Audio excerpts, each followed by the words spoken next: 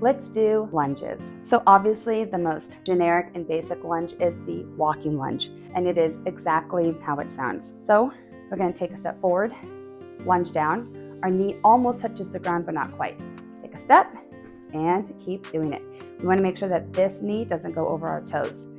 And we keep walking. I don't do these too often because I prefer to have a longer amount of space to do them. If I'm working out during the day, I'll do lunges up and down my driveway. Oftentimes at gyms, they also have a space where you can do that. But if you're in a confined or small space, walking lunges can be a bit more difficult. So we can do standing lunges. So we can go front or backwards.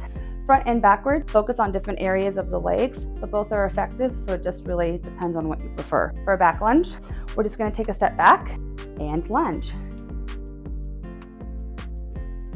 And our knee almost touches the ground, but not quite. Our forward leg, our knee stays in front of the toes, and step back up to standing. Back up. And front lunge. Knee almost touches the ground, other knee does not go past the toes, and stand. And when we're lunging, our core is engaged, we feel it in our legs, our back is upright, we don't want to be arching, we don't want to be wobbly, everything is tight. I often am holding dumbbells while I'm lunging, so just hold them down at the side like this, back,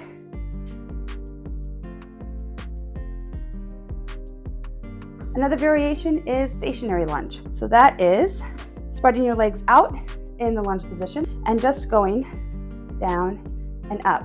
Woo! And you can kind of feel it. It's more like a pulse in this back leg. These really work on your balance. I'll show you from this side. And I'm oftentimes holding dumbbells when doing these. Now, if you don't have any dumbbells and you want to elevate your lunges quite a bit, we can do the lunge jump. These get me really out of breath, but they're effective. We set that up as a stationary lunge setup and jump and switch. Now, similar to squat jumps, when I'm doing this, I try not to go too fast because I want to make sure that my form is good. If I go too fast and my form is off, so I get injured. So I try to make the jump explosive, but I'm still not trying to do the movements too fast. So I'll show you from the other side. So we go down in a lunge position and switch. Woo! Balance. It helps if you just look at one thing straight ahead. It helps you balance if you just look at one thing. Another lunge variation or way to elevate your lunge is the Bulgarian split squat, otherwise known as the bench lunge. I personally hate these. They hurt so good, which probably means I need to do more of them. You can use body weight. I like to use dumbbells, but whatever you prefer. If you don't have bench at home, you can just use a chair. Just make sure that the chair is pushed all the way against the wall so it doesn't slide. You can use a chair, a couch.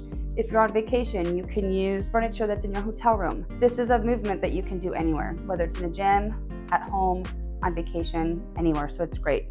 Take a step in front of the bench, our back foot, make sure our toe is firmly planted onto the bench, and we're just going to squat down in a lunge position.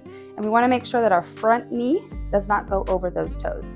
So look straight ahead. It really helps with balance. This is a great exercise for strength and balance. Also make sure your core is engaged because that's going to help you with balance as well. So everything's engaged and tight. Bending down, looking straight ahead. I'll show you the other side. Foot back, make sure it's firm on the bench, looking straight ahead, and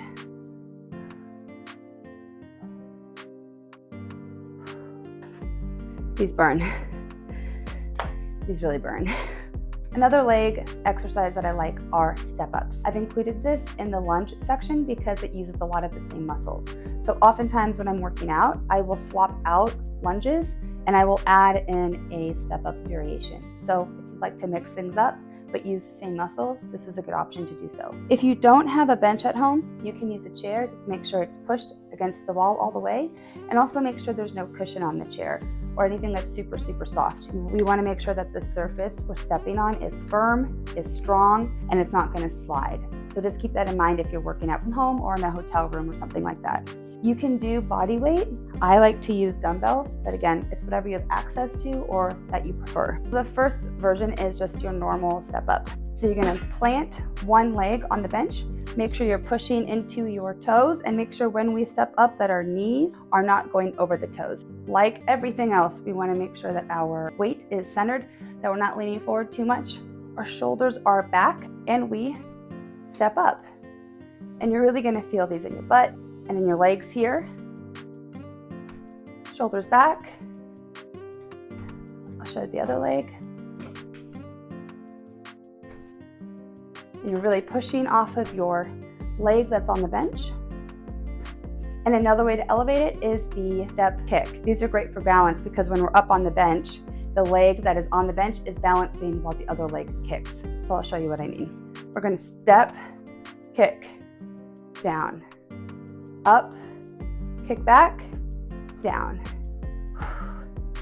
Show you the other leg, up, kick, and down. There you go.